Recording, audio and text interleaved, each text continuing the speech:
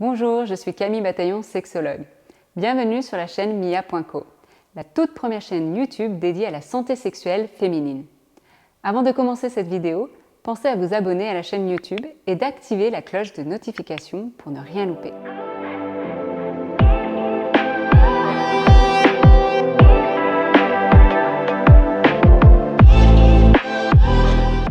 La lubrification vaginale est le terme plus familier pour parler de la cyprine, qui est un liquide sans odeur qui est sécrété lors de l'excitation sexuelle. On ne lubrifie pas toutes de la même façon, et pas de la même façon selon notre cycle, selon les événements de vie et selon le niveau hormonal. Il y a des personnes qui ont une lubrification dite excessive et d'autres qui ont une absence de lubrification, qu'on appelle des sécheresses vaginales et qui touchent entre 15 à 20% des femmes. Aujourd'hui, dans cette vidéo, nous allons voir ce que sont les sécheresses vaginales, ce qui peut les causer et comment y remédier. La lubrification naturelle permet l'équilibre du pH du vagin et facilite la survie des spermatozoïdes. La lubrification vaginale tapisse les parois du vagin d'un liquide lubrifiant qui permet d'avoir des rapports sexuels avec pénétration beaucoup plus agréables. Il n'existe pas de quantité normale de lubrification vaginale. Chaque personne, chaque femme a une lubrification propre à elle. Le plus important, la meilleure lubrification, c'est celle qui vous convient pour avoir des rapports sexuels agréables. Je recommande à tout le monde, alors, sauf peut-être aux personnes qui ont une lubrification excessive, mais pour tout le monde, de pouvoir utiliser du lubrifiant naturel. C'est toujours agréable d'en mettre, que ce soit pour la masturbation ou les rapports sexuels avec pénétration. Vous pouvez rencontrer des sécheresses vaginales qui soient temporaires ou sur du long terme. Si c'est le cas, pas de souci, il y a des solutions qui existent.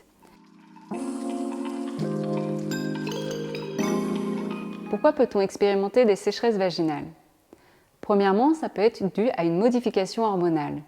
Ça peut être dû à un traitement hormonal, à un accouchement, à une ménopause ou à une grossesse. Deuxièmement, ça peut être dû à un traitement médicamenteux, une pilule ou un antidépresseur par exemple. Troisième point, ça peut être dû à l'hygiène de vie, le stress, le tabac, la fatigue ou à des infections vaginales. Quatrième point, ça peut être dû à un manque d'excitation. Peut-être que vous n'aviez pas forcément envie d'avoir un rapport intime. Cinquième point, ça peut être dû à une hygiène vaginale intrusive. Peut-être que vous vous nettoyez le vagin au jet d'eau ou avec des lingettes et ça va venir déséquilibrer le pH. D'ailleurs, vous saviez que votre vagin est auto-nettoyant, c'est-à-dire qu'il se régule par lui-même. Vous avez juste besoin de vous laver la vulve avec de l'eau. Pas besoin de produits d'hygiène intime.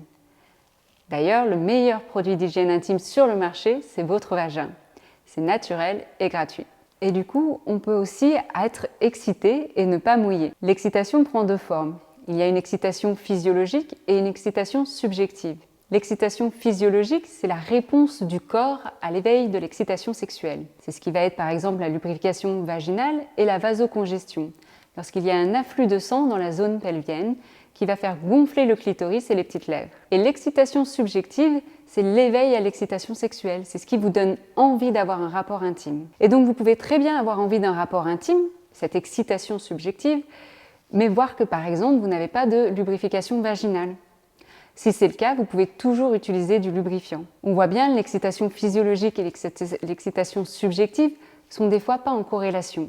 Quand on comprend ces deux formes d'excitation physiologique et subjective et qu'on comprend qu'elles ne fonctionnent pas forcément tout le temps ensemble, ça nous permet de mieux appréhender les sécheresses vaginales.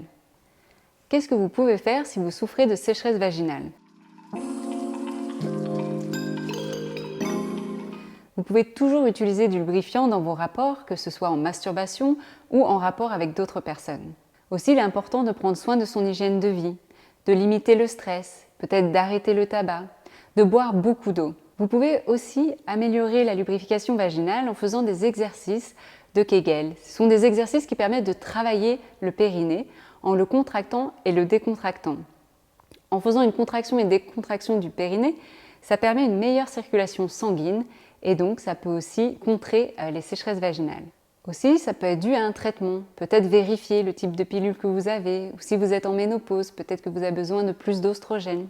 Et puis, si vous avez des sécheresses vaginales et que ça vous gêne ou que vous n'avez pas envie forcément d'avoir des relations avec pénétration, il est tout à fait possible d'avoir des relations intimes de manière différente. Les sécheresses vaginales peuvent toucher tout le monde à tout moment de la vie. Si vous souffrez de sécheresse vaginale, il existe du lubrifiant et plein d'autres solutions. D'ailleurs, vous pouvez consulter un ou une sexologue qui permettra d'identifier les causes de la sécheresse vaginale pour pouvoir vous donner des pistes de solutions. Si vous souhaitez consulter, vous pouvez trouver un ou une sexologue près de chez vous en cabinet ou en téléconsultation. Merci d'avoir écouté cette vidéo. J'espère que vous en avez appris un peu plus sur les sécheresses vaginales et que surtout ça vous a rassuré sur le fait qu'il y a des solutions possibles.